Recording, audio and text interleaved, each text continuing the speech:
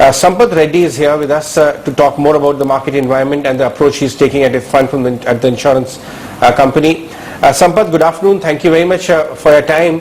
Let me start by understanding your reading of the growth which the street is actually factoring in. What's your own view on growth in particular? The PMI numbers recently came in, look pretty okay. A very bad set of GDP number behind us now. Is the street factoring in normalcy, especially the Q2 numbers which are pouring in? What are you reading all of this as? Right. Operational highlights which are pouring in. Yeah, I think from the growth side, we have been relatively, I would say, positively surprised. Most of the segments, if you look at whether a two-wheeler or a car sales or even the power demand is also picking up, most of these things have actually come into the, I would say, growth mode. Even if you look at our GST collections, for the first time in this kind of financial year, we have seen a growth there as well. So overall, I think the growth is certainly, coming back in most of the sectors. They have turned into the green. Very few segments where, still, I would say, in the negative territory. But overall, across the sector, by and large, we have come to, I would think, 80-90% of the pre-COVID level on an aggregate basis. Even if, on the quarterly numbers, which are like, which the earnings season which is getting kick-started now, most of the, even if you look at most of this, on an aggregate basis, by and large, top line appears to be pretty much, close to the flattish or a small decline. And even at the EBITDA level also, there doesn't seem to be a major decline. Maybe because of, some of the other aspects of interest cost and the depreciation and other elements. At the PAT level, we could see still, some sort of a decline. But by and large, I think, growth is, so far is, till, at least for the latest month when we look at it, most of the numbers are, telling us, worst is behind. And, for the Q3, Q4, we could certainly, see a growth in corporate earnings also.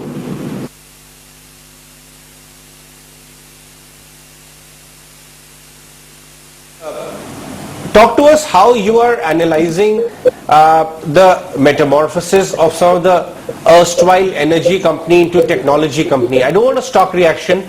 It's a big, large stock, 14-15% on the index. I want to understand your thought process on how you are seeing the checks which are flowing in, the way this is being seen as a technology company, and because it's one of its kind fund investing happening in any Indian company till date. Right. Yes, it is a large company, and in fact, we have been positively surprised the kind of the fundraising the company has done, whether it is in the telecom vertical or even in the retail side. It has significantly surprised the street, and there it's been a significant positive development there. Of course, the one has to see how the execution will pan out, and how the numbers will come. That will be that will be watching over a period of time.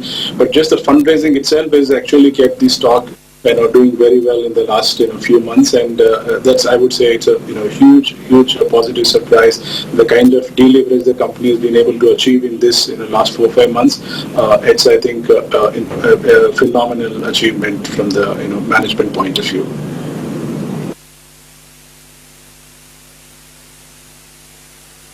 Right.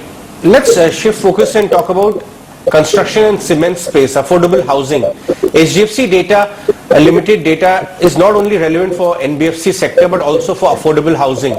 Affordable housing also merits a look on cement and steel. Both the managements talking to us are saying that tier 2, tier 3 is seeing very buoyant demand for steel and cement. What are your thoughts on this space? The NBFC which cater to mid-tier housing, and cement companies and steel companies.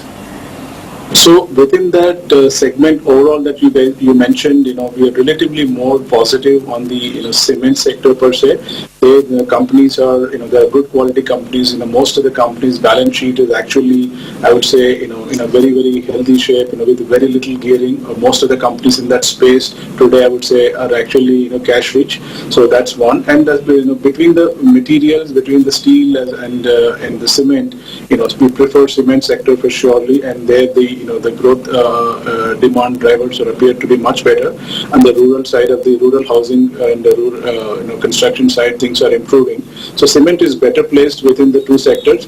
And overall, between the in the affordable housing space as such as a theme, relatively, between the three names that you mentioned, whether it's NBFCs who are lending to the affordable, house construction, or the cement and steel, I think between the three we prefer cement.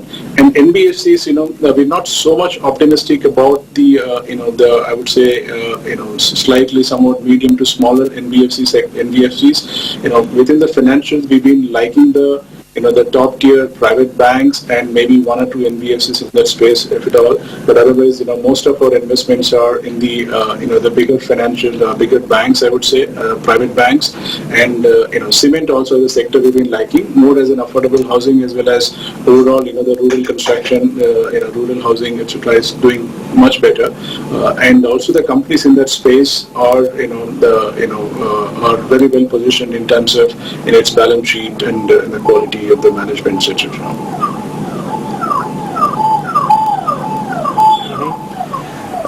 Sampath, I want to understand from you, what is your FY22-23 or the kind of nifty EPS which you are working with? What I want to understand is that is a 650, 700 kind of a number conceivable in your view? Because suddenly the index, which is looking very expensive right now, if one looks at 21 is almost over. We're talking about either 22 or 23, depends on what your horizon is. But between 22 and 23, if you look at the numbers, there's a very big difference.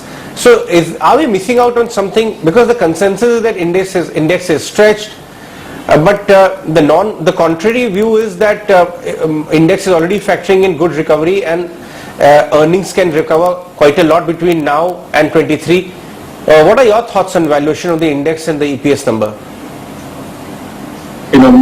In terms of FY21 earnings, obviously, because of this lockdown and, the overall decline in the GDP growth and all of that is, having an impact on the earnings for this financial year.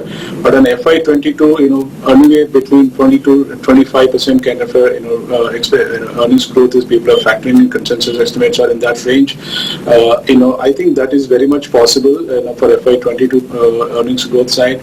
Now, I don't remember the EPS, but in terms of valuation, when we looked at, recently, on FY22, market is trading somewhere around 17, 18 times in terms of PE multiple wise. I think that is a reasonably good level. I would not call this as anything as an overvalued zone, or not that it is a table thumping buy. 17, 18 PE multiple is pretty much in terms of in line with the long-term averages, or I would say at those multiples or those levels of EPS estimate for FY22, the market is pretty much, I think, poised for 10 to 12% kind of CAGR returns. That's what we believe at this stage. I think the way so far the numbers have been coming, the way we are coming out of this lockdown, it looks certainly possible that FY22 will be a good growth in the earnings, and based on that, the market seems to be priced for about 10-12% kind of an earning kind of a returns from here on.